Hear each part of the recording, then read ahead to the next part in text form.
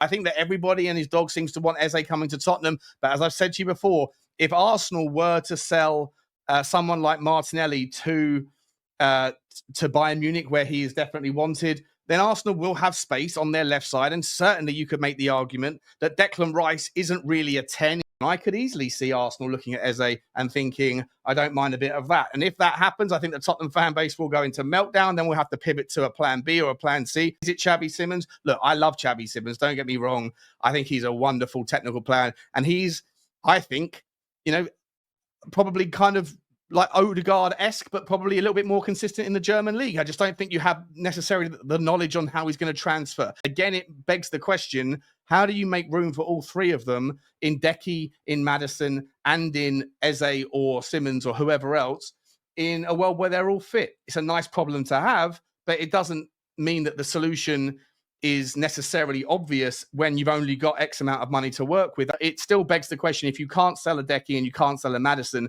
are you really going to drop all of your money, or the lion's share of your money, on a player that I think doesn't necessarily solve the bigger issue, the priority issue in the squad, which is either a 6 or an actual winger on the right-hand side?